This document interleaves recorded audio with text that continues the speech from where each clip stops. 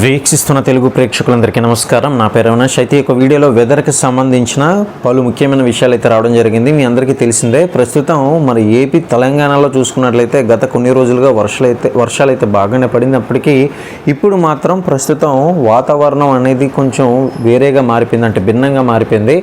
బాగా వర్షాలు పడుతుంది అని అనుకున్న సందర్భంలో ఇప్పుడు ఈ యొక్క ఇన్ఫర్మేషన్ అయితే రావడం జరిగింది. అసలు పరిస్థితులు ఎలా ఉండబోతుంది, వాతావరణం చల్లబడుతుందా, లేదా వర్షాలు పడుతుందా, లేదంటే ఎండలు ఇంకా విపరీతంగా పెరుగుతుందా అనే అంశాల కోసం అయితే డీటెయిల్గా డిస్కస్ చేయడం జరిగింది. అధికారికంగా వాతావరణ శాఖ తెలియజేసిన ఈ యొక్క వివరాలు పూర్తిగా మీరు తెలుసుకోవాలనుకుంటే వీడియోని ఎక్కడ కూడా స్కిప్ చేయకుండా చివరిదాకా చూసి వీడియోని లైక్ అండ్ షేర్ చేయడం మాత్రం మర్చిపోకండి. ఇక లేట్ చేయకుండా డీటెయిల్స్ అయితే స్టార్ట్ చేద్దాం. అయితే మనం గమనించవచ్చు, చైనాలోని భారీ తుఫాను ప్రభావంతో భారత్ రుతుపవనాలపై తీవ్ర ప్రభావం అయితే పడనుంది. ఇక రుతుపవనాలు గాలులు దక్షిణ చైనా సముద్రం వైపు మళ్ళినట్లయితే వాతావరణ నిపుణులు అంచనా వేస్తున్నారు. ఇక నిపుణులు చెప్తున్న విషయాలు మరింత డీటెయిల్గా చూస్తే, భారత్ వైపు తేమగాలులు అయితే రాక తగ్గడంతో మరి బంగాళాఖాతంలో అల్పపీడనాలు ఏర్పాటుకు ఆటంకం కలుగుతుంది. ఈ యొక్క నెల 16 లేదా 17వ తేదీన ఉత్తర బంగాళాఖాతంలోని అల్పపీడనం ఏర్పడే అవకాశం ఉందని అంచనా వేస్తున్నారు.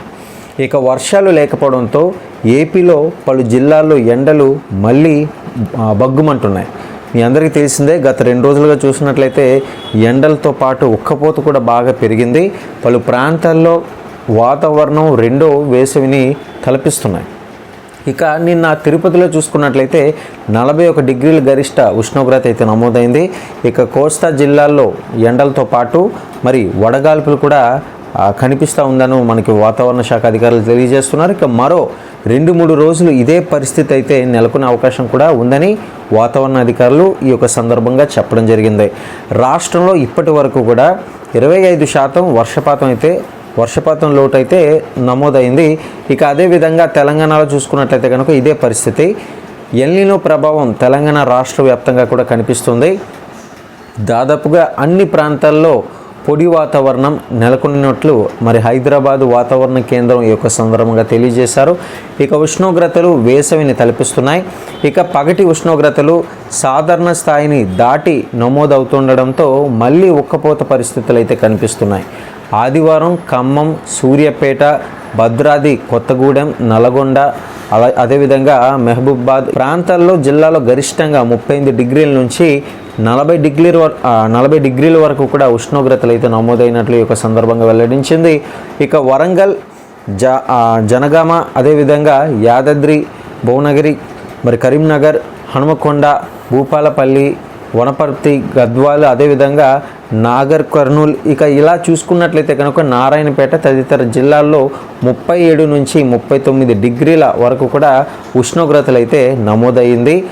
జూలై 15 వరకు కూడా వాతావరణం ఈ యొక్క విధంగానే ఉంటుందని తెలుస్తుంది. అయితే జూలై 19 తర్వాత రాష్ట్ర వ్యాప్తంగా కూడా వర్షాలు అయితే కురుస్తాయని చెప్పేసి మరి కురిసే అవకాశం ఉందని చెప్పేసి వాతావరణ కేంద్రం యొక్క సందర్భంగా తెలియజేస్తుంది.